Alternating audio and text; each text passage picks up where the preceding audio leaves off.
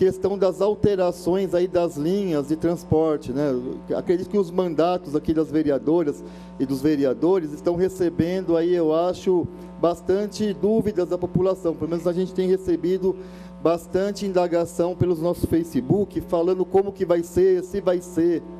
Porque a gente tem uma preocupação que as linhas constituídas na cidade de São Paulo, elas são linhas que foram forjadas há décadas, né? As necessidades do bairro, né? A necessidade de ir para um hospital ou ir para o seu emprego. Então, essas linhas foram reivindicações históricas das necessidades locais, e é claro que as pessoas estão bastante aflitas quanto a essas mudanças, né? E aí a gente foi ver algumas questões aí no edital aí da proposta aí, do transporte público. E a gente foi ver que a alteração é mais ou menos na faixa de 25%. 25% das linhas vão ser alteradas. Eu acho que está na casa aqui que eu peguei o número de 334 linhas.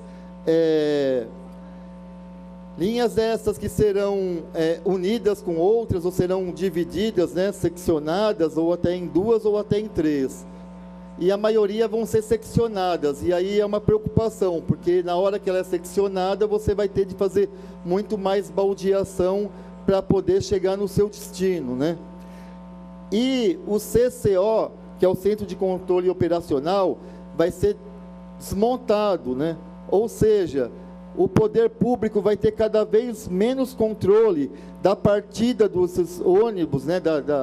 Dos ônibus quando sair do seu ponto final, dos pontos finais, e também se eles vão estar realmente saindo no horário correto, ou seja, né, se você aumenta o número de baldeação, você não tem um controle eficaz do poder público, e você acaba deixando essa fiscalização para o próprio empresário, você está dando a raposa para tomar conta do galinheiro, ou seja, na hora que você seccionar bastante as linhas, vereador Suplicy, a tendência das pessoas é ter um tempo muito grande nessas baldeações, se não tiver uma fiscalização muito grande. Então, esse eu acho que é um dos maiores temores, né? Sem contar na diminuição também dos próprios carros, né? Vão diminuir mais ou menos de 13.603 carros para 12.667, uma diminuição de 936 carros. A prefeitura justifica isso, ônibus, né? Que vai ter um maior controle sobre isso, e os ônibus vão ser maiores e tudo mais, mas o fato é que você vai estar diminuindo o número de carros. Eu fico imaginando, né, uma licitação para 15 anos, eu acho que mais um ainda depois pode ser renovado, quanto essa população de São Paulo vai crescer, né? Então eu fico também temerário por isso daí, né?